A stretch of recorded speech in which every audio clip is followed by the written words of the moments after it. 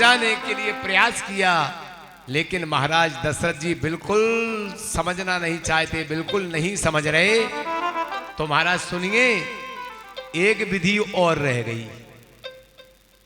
अब वो विधि कौन सी है?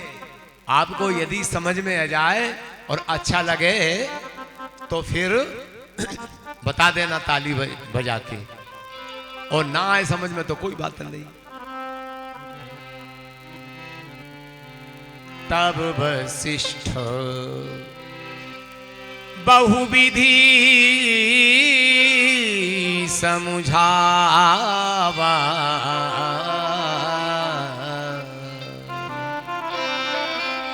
बहुत विधि से समझाया, बहुत विधि से समझाया, नहीं समझे, नहीं समझे।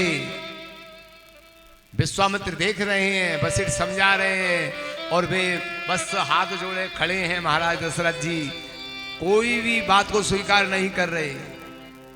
कोई विधि समझ में नहीं आई कि इनको राम लक्ष्मण सौंप दो। वशिष्ठ जी हैरान हो गए। वशिष्ठ जी ने सोचा कि अब एक विधि और बाकी है, उसका प्रयोग और करना चाहिए।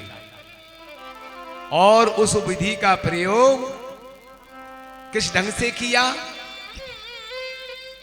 बोल करके नहीं, कान में कहकर, धीरे से अपना ओंठ कान में लगाया राजा दशरथ के, और कुछ कह दिया।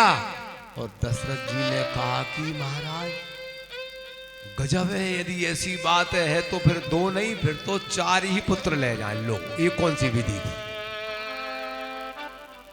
ये है कान की विधि। बहुत जोर जोर से जो काम चिल्ला करके नहीं होता, वो है काम धीरे से कान में कहने से हो जाता है। अब मैं आपको एक दृष्टांत दूं महाभारत का, कान में कहने वाली बात कितनी असर करती है। महाभारत के संग्राम में दुर्योधन के तरफ से बलदेव खड़े हो गए, क्योंकि बलदेव उनके गुरु थे। अर्जुन के छक्के छूट गए। भगवान कृष्ण से बोले कि दाऊ सामने खड़े हैं गदा लेकर के, अब तो युद्ध जीत नहीं सकते और इनको हटाना मुश्किल है। भगवान ने कहा कि ये तो मेरी चुटकी का काम है इनको हटाने का। बोले कैसे हटाओगे? इनको कहोगे कि तुम हट जाओ, नहीं हटेंगे। बोले देखो कैसे नहीं हटते। भगवान श्री कृष्ण चिल्ला करके बोले, दुर्योधन उनके पास में चिल्ला कर, ए दाऊ दादा थोड़े यहां को आइयो। और दाऊ तुरंत अपने रथ से उतर करके आए और इधर भगवान श्री कृष्ण उतर करके चल दिए, और बीच रास्ता में जाकर के बीच दोनों सेनाओं के बीच में जाकर दुर्योधन देख रहा है कि ये दोनों भाई मामला क्या है, क्या बात करेंगे।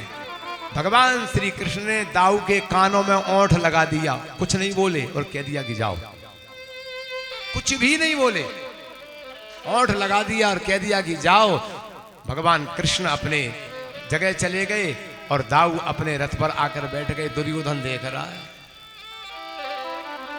गुरुजी ने क्या बात कर ली, बताया नहीं।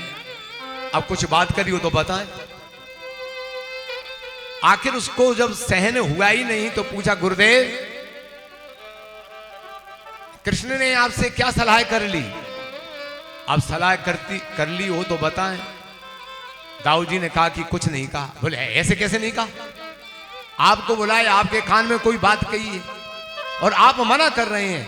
बोले कोई भी बात नहीं कही, मैं बिल्कुल सही कह रहा हूं। नहीं गुरुदेव आप बिल्कुल झूठ बोल रहे हैं, आप मेरी सौगंध खाइए कि आपसे कोई बात नहीं हुई। तो दाऊ जी ने दुर्योधन से कहा कि तेरी सौगंध, कृष्ण ने मुझसे कुछ नहीं कहा। उन्होंने कहा कि एक गुरुदेव भी मेरे गुरुदेव होकर के झूठ बोल रहे हैं, और निश्चित रूप से दोनों भाइयों में युद्ध के बारे में कोई ना कोई षड्यंत्र की बात कन्हैया ने कह दी है जो मुझसे कह नहीं रहे, और ये अवश्य मुझे मरवा देंगे।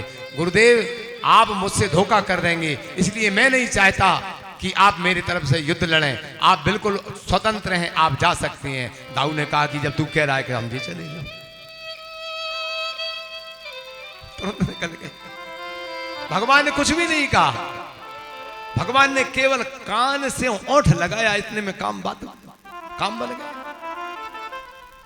तात्पर्य है कि जोर जोर से चिल्ला करके जो बात नहीं बनती वो बात धीरे से कहने में बन जाती है। बोलो गोविंद भगवान जय हो। तब वशिष्ठ बहुविधि समझा